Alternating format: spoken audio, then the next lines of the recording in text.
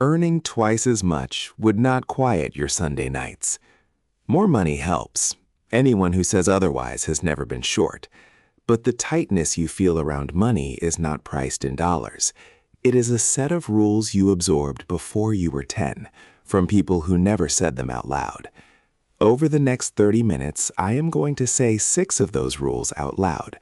6 beliefs that almost nobody questions. The 4th one will change what you feel guilty about buying. The 6th explains why no raise you have ever received landed the way you expected it to. By the end, you will be able to hear your own. But you cannot argue a belief like this out of your head, and that is where nearly everyone goes wrong. We will come back to that at the finish. First, you have to hear it at all, and there is a specific reason you can't. Nobody believes they have an accent. You grow up listening to the way your family says a word, and it never registers as a way of saying it. It is simply the word. Then one day you leave, and somebody in another city repeats it back to you with a small, amused smile, and for the first time in your life, you hear yourself from the outside. That is the only way an accent ever becomes audible. Someone has to say it back to you. Money works the same way. You do not experience your beliefs about money as opinions. You experience them as weather.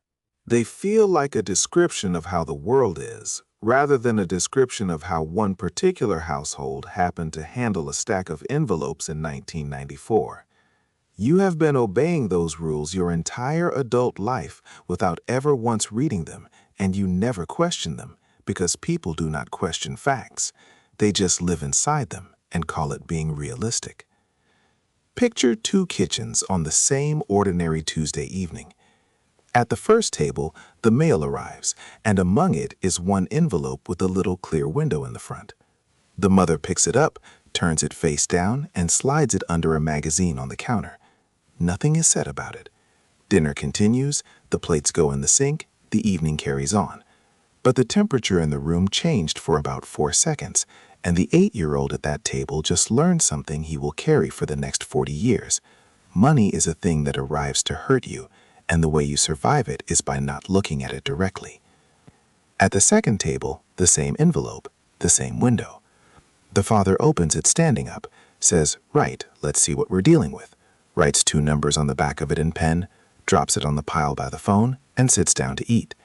That child learns something too, and it takes even less time. Money is a thing you look at.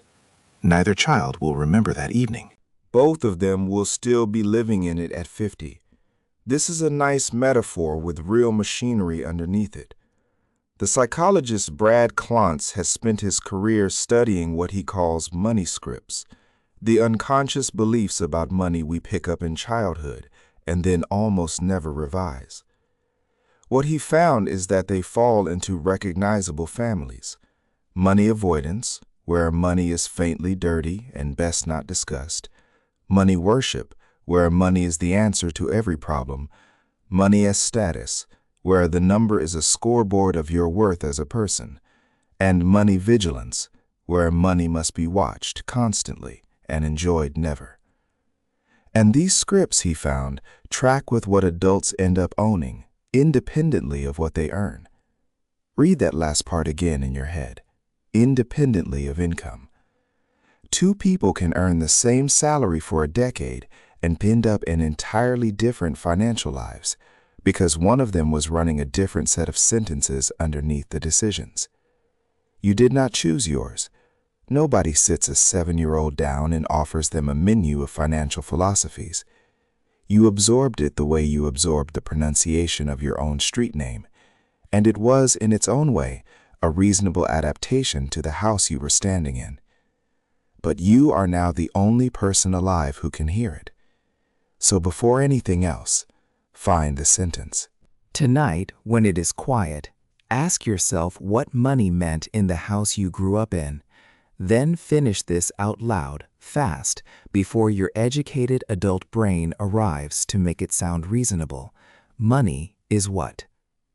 Whatever falls out of your mouth in that first second is the software, the fast answer, not the polished one you would give at a dinner party. Whatever came out just then is running underneath all 6 of these, And the first one barely sounds like a belief at all. It sounds like arithmetic. Money is what you earn. That is the first rule, and almost everyone reading a payslip is obeying it. It feels like a definition rather than a philosophy. Ask most people how they are doing financially, and they will answer with a rate: what they make a year, what they clear a month, what the new job pays. They will describe a speed and believe they have described a position. Income is a speed. Wealth is a distance already traveled.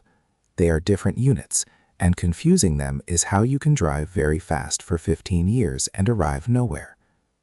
Imagine two people at the same wedding, in the same city, in the same year. Marcus is an orthodontist. He earns about $420,000 a year.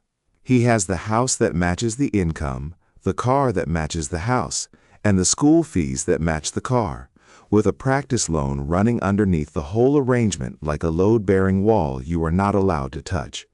His net worth, if you actually did the subtraction, is around $300,000, and most of that is equity in a house he cannot sell without moving his children mid-year. Dana manages facilities for a school district and earns $92,000. She has driven the same car for 11 years and knows the sound it makes when it needs oil. She bought a small duplex in 2013 and rents out the other half. Money has gone into a retirement account every 2 weeks for 19 years, and she has never once opened it during a crash, mostly because she finds the whole thing boring. Her net worth is about $1.1 million. At that wedding, watching them both from across the room, you would guess the opposite. That guess is the belief. Thomas Stanley and William Danko ran into this pattern again and again in the research behind The Millionaire Next Door. High-income professionals, the people with the visible lives, were frequently what they called under-accumulators of wealth. Meanwhile, people with unremarkable jobs and unremarkable cars were quietly out-accumulating them. Their rough yardstick was blunt enough to sting. Take your age, multiply it by your pre-tax income, divide by 10. That is roughly where your net worth ought to be. Do that arithmetic slowly. You are probably in the dark, or driving, or washing up, and nobody is watching you do it. Now sit with whatever number came out and read it the way you would read a thermometer, as information about conditions rather than a verdict on your character. A raise changes your speed. It tells you precisely nothing about the distance already behind you, and most people spend their working lives celebrating the speedometer. So change the scoreboard. Once a month, on a date you pick and keep, write down one number, what you own minus what you owe. That is it. No app, no spreadsheet with 14 tabs you will abandon by March. One number, once a month, written where you will see it again. It is the only measurement in your financial life that cannot flatter you. And when people start doing this, something uncomfortable shows up by about the third month. The number barely moves. They are not being wasteful. The trouble is in what they are doing with the hours in between, which is the second belief, and it is the one that decides whether a decade of hard work compounds or evaporates. Money follows effort. This one built most of the world, and it is still half true, which is exactly what makes it dangerous. You worked harder, you got paid more. You picked up the shift, you got the money. Every honest thing you were taught about work rests on it, and I am not going to stand here and sneer at it. But labor pays in a straight line, and ownership pays in a curve, and no amount of straight-line effort ever starts behaving like a curve. Think of a man who rows people across a river for a coin each. He is genuinely excellent at it. He is strong, he is reliable, he knows the current better than anyone, and on a good day he makes 40 crossings, on a great day 50. Then his shoulder goes, or he turns 58, and the ceiling that was always there becomes visible for the first time.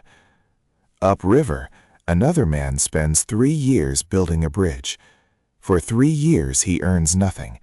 For 3 years he looks like a fool to everyone in the village. especially to the ferryman who was doing very well. Then the bridge opens, and it collects while he sleeps, while he has flu, while he is standing at his daughter's wedding with a drink in his hand. Notice the honest part of that story, because most people telling it leave it out.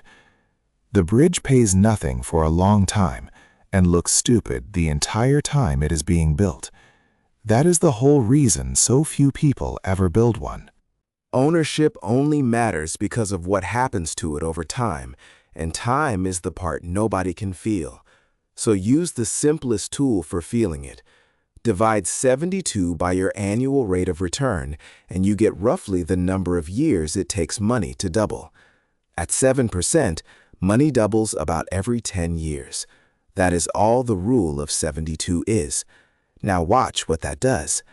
A 30-year-old with $10,000 left completely alone has roughly $80,000 by 60. A 40-year-old doing exactly the same thing has $40,000.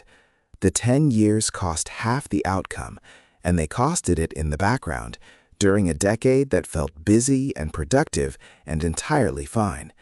Which is why the line attributed to Charlie Munger is the one to memorize. The first rule of compounding is never to interrupt it unnecessarily. Most people interrupt it constantly. They cash out a retirement account when they change jobs because it is only a few thousand and it is right there. They sell in a bad March. They begin at 32, stop at 34, begin again at 41, and describe themselves as having been investing for a decade. The curve never gets long enough to bend. So ask one question about every source of income you have and ask it plainly. Does this keep paying if I stop showing up? Most people have exactly one stream, and the honest answer for it is no. That is just information. Then move 1% of your effort each year out of renting your hours and into owning something. Equity, a skill that scales past your own hands, a stake in a business, an asset with a title. 1% a year, a migration you will barely feel. But there is a reason people who understand every word of this still arrive at 60 with nothing. It has little to do with whether they built the bridge. It is what they did the first time the bridge shook. Risk is the chance of losing money. Almost everyone defines risk that way, as the chance a number goes down. It is an intuitive definition, and it produces two specific disasters. And I want to make both of them people rather than concepts. Suppose a man named Elias watched his father lose money in 2008. Not lose everything, just lose enough that the house went quiet for a year. Elias decided at 24 that markets were a rigged game and he was not going to play. For the next 14 years, everything he saved sat in a savings account, and he felt calm about it because the number never went down, not once. It also never went up in any way that mattered. And without a single bad day, inflation removed about a third of what that money could actually buy. Nothing happened to Elias. That is precisely the problem. The slow risk makes no noise at all, and you cannot flinch at something that never bangs. Now the other direction. Suppose a woman named Priya put nearly everything into one company she believed in because concentration is how people get rich. And that is sometimes true. But when it went to zero, she did not lose a percentage. She lost the ability to keep playing, and that is the only loss that is genuinely permanent. You can recover from being down 40%. You cannot recover from being out. We just spent 10 minutes at a river. Nassim Taleb has a line about a different one, and it points the other way. Never cross a river that is, on average, 4 feet deep. The average is fine. The average is entirely reasonable. The average will drown you. Between those two poles sits the ordinary behavior of almost everyone, and it has been measured. Brad Barber and Terence O'Dean studied tens of thousands of household brokerage accounts and found that the most active traders badly underperformed the market, while the households who bought and sat there roughly tracked it. Morningstar's ongoing Mind the Gap research keeps finding a related and more uncomfortable thing. The average investor earns meaningfully less than the very funds they own, on the order of a percentage point or more each year, not because they picked the wrong funds. Because of when they bought and when they flinched. The gap is not the market. The gap is us. So redefine the word. Stop asking whether something could go down, because everything worth owning goes down, sometimes for years. Ask instead, what happens to me if I am wrong? And refuse, absolutely, any bet where the honest answer is that you start again from zero. Survive first. Everything else in this half hour depends on your still being at the table. Now notice what those three beliefs have in common, because this is the hinge of the whole thing. Flows and stocks, labor and ownership, volatility and ruin, all three are arithmetic. All three could be fixed by a competent stranger with a spreadsheet and an afternoon of your attention. And you could get all three of them right and still lie awake on a Sunday. I have watched people do exactly that. Net worth climbing, ownership stake growing, portfolio diversified and boring in the best way, and still a hum underneath everything. Still a flinch when a friend announces good news. Still guilt about a coat. The first three beliefs cost you money. The next three cost you the reason you wanted money in the first place. The remaining three are about what money is for, and they run everything above them. Spending money is losing money. Watch what actually happens when you spend. The money does not vanish. It converts. Every dollar that leaves your hand becomes exactly one of three things, and nearly nobody sorts them. Take $2,000 and watch it three ways. Spent on a watch, it becomes consumption. Real pleasure, fully depreciating. Gone in the accounting sense the moment you fasten it. And there is nothing wrong with that. You are allowed to buy a watch. You are allowed to enjoy it for 15 years. Spent on a certification that raises your billable rate by $15 an hour, it becomes capability. It embeds in you and repays itself every working week for the next 2 decades. Spent into an index fund, it becomes a claim, a small permanent share of an enormous amount of other people's work, arriving whether you are involved or not. Most people never make this sort, which is why they feel vaguely guilty about all three equally, and then buy the consumption anyway, because pleasure is persuasive, while hesitating for 8 months over the course that would have changed their income. They apologize for the wrong purchases. A smaller tool for the ordinary weeks. $60 boots, never resold, replaced every winter for 6 years, cost $360 and roughly 90 cold mornings of wet socks. $400 boots worn 900 times cost about 44 cents a wearing. Cheap and expensive are prices divided by use, and the ear should hold that even if it forgets everything else. And then 2 findings that keep this from turning into a sermon about frugality. Elizabeth Dunn, Laura Aknin, and Michael Norton published a study in Science in 2008 in which people were given money and told either to spend it on themselves or on someone else. The ones who spent it on someone else reported greater happiness, and the amount barely mattered. $5 did roughly what 20 did. Separately, Ashley Willens and colleagues published work in PNAS showing that spending money to buy back time, paying someone to do the chore you dread, predicted greater life satisfaction. And yet even wealthy people rarely do it. They will buy an object without blinking and agonize over paying someone $40 to clean the apartment they resent every Saturday. So the reframe is this: name the bucket before you buy. Out loud if you are alone, in your head if you are not. Consumption, capability, or claim. Plenty of people already spend too little on the only 2 things that pay them back. You are permitted all 3. You are simply not permitted to be unclear about which one you just chose. But there is a 5th kind of spending that fits none of those buckets, and most of us do it several times a week without noticing what it costs. It goes out every time somebody else wins. If they win, I lose. Scarcity does something corrosive to the mind. It converts other people's success into evidence about you. Somebody you know gets the promotion, buys the place, lands the client, and before you have consciously formed an opinion, something in your chest has already filed it as a subtraction from your own account. But look at what it actually makes people do. It makes you keep useful information to yourself. It makes you avoid rooms where you would be the least accomplished person present, which are the only rooms where anything is learned.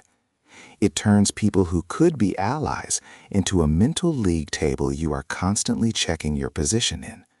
It is a tax, and you pay it in opportunities you never even see, so you never get a receipt. Imagine a man named Tomas who photographs weddings. For 6 years, he treated every other photographer in his city as an enemy. He did not return their calls. He never referred the couples he could not fit into his calendar. He just let those inquiries die in his inbox. And when he heard that someone's season had been slow, he felt something warm that he would not have admitted to. He was busy, and he was completely stuck. Then, mostly out of exhaustion rather than virtue, he started forwarding his overflow to 2 rivals with a one-line note. Booked that weekend, she's lovely, take care of her. It cost him nothing. He could not do the work anyway. The dates were gone. Within 18 months, he was the person everyone in that city sent work to, because he was the only photographer whose name kept coming up inside a generous sentence. His calendar filled at the top of his price range. He never ran an advertisement.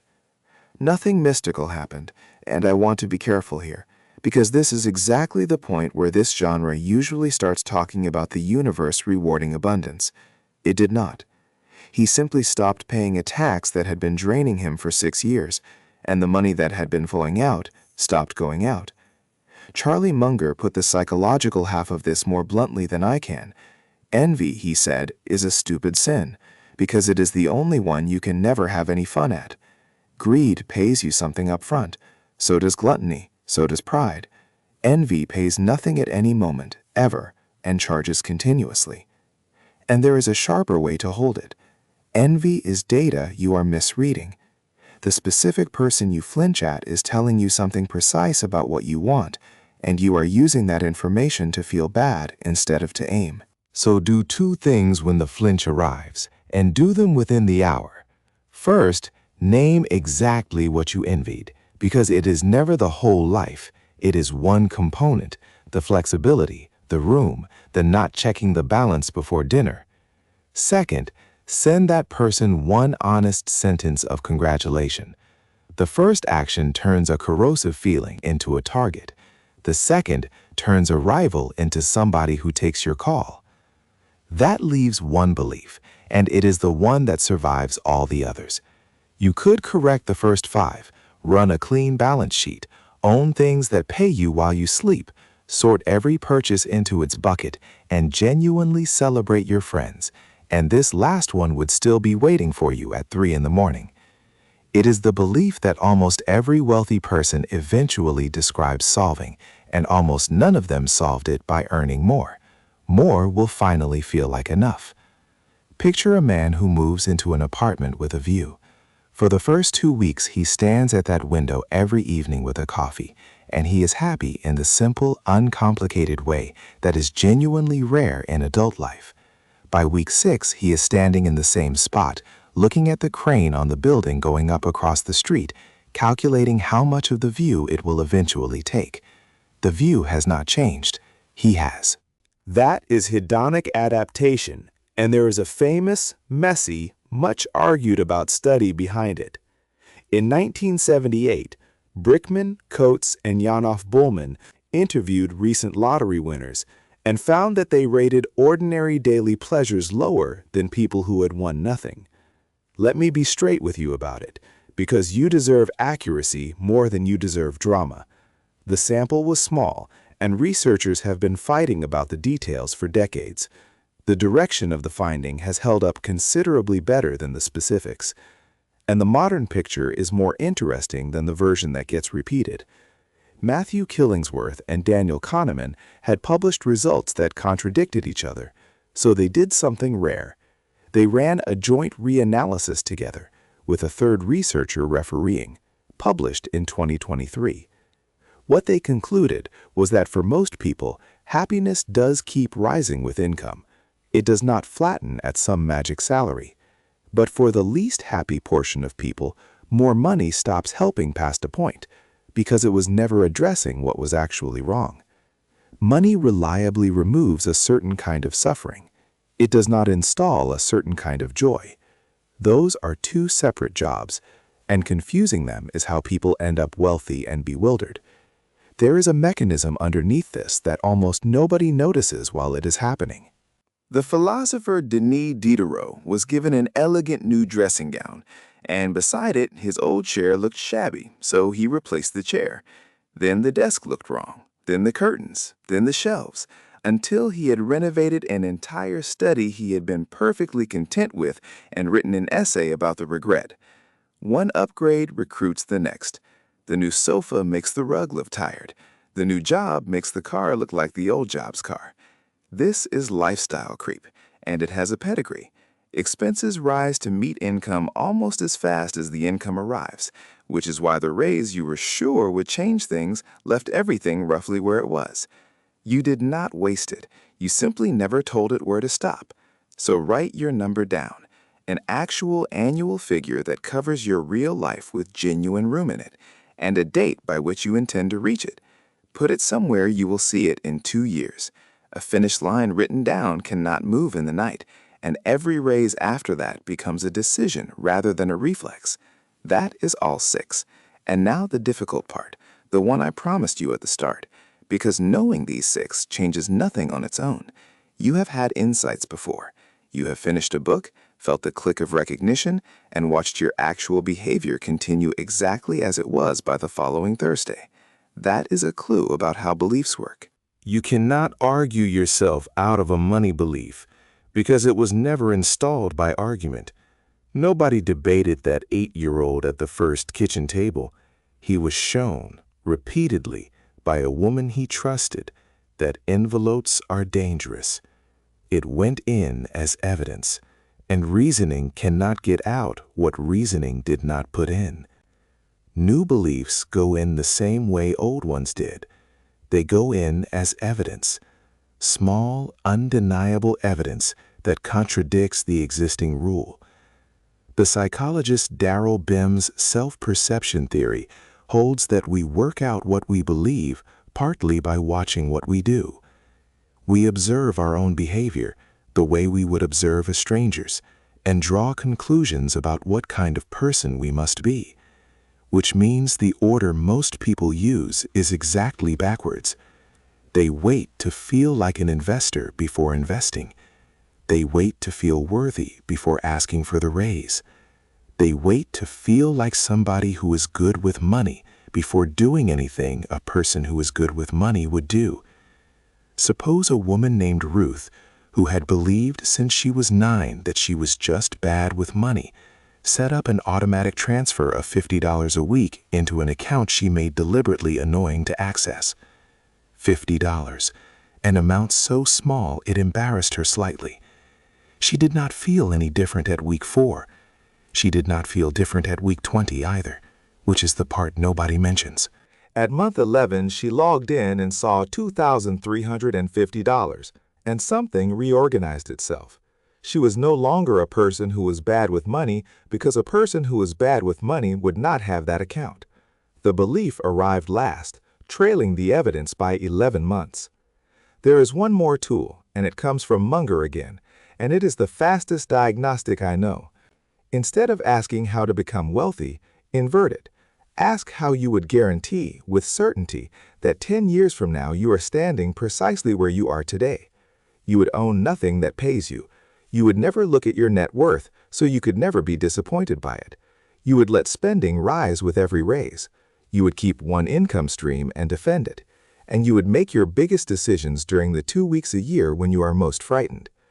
Read that list honestly, and notice how much of it you are already doing. Every item on it is what a reasonable person does when nobody ever handed them a different set of rules. So pick one. One. Just one. Choose whichever of the 6 made you slightly uncomfortable while I was saying it, because discomfort is the tell. The ones that do not apply to you slide past without friction. Then design the smallest possible piece of evidence against it that you can generate this week. One number written on paper. $50 moved automatically. One honest sentence of congratulations sent to somebody whose win stung. One purchase named out loud before you make it. Then repeat it until you can no longer argue with yourself. Come back to the accent for a moment. You still cannot hear your own. That has not changed in the last half hour, and it never fully will. But tonight, somebody repeated 6 of your words back to you, and there is no unhearing that. From here on, when you flinch at somebody else's good news, or feel the upgrade start pulling at you before the first bigger paycheck has even cleared, or catch yourself calling a savings account safe, some small part of you is going to notice. That noticing is the whole thing. Everything after it is arithmetic, and arithmetic is patient. Because wealth is not an event that arrives one day and reorganizes your life. It is a set of unremarkable decisions repeated while nobody is watching, in kitchens, on Tuesday evenings, with the mail on the counter. You are already making those decisions. You have been making them for years. The only question this half hour has asked is whether you are making them on purpose. Which brings you back to that Sunday night and the version of you who earns double. He is still tense, and now you know why. The number was never what kept him up. 6 unspoken sentences were, and he never said one of them out loud. You just did. So don't try to fix your whole financial life tomorrow. Take the one belief that made you uncomfortable and generate one small piece of evidence against it this week without announcing it to anyone. That is how the old ones went in, and it is the only way the new ones will. If this gave you something worth sitting with, stay close, subscribe, and keep listening. The next one goes deeper into how ordinary people build the thing nobody ever taught them to build. For tonight, just find your sentence. That is enough.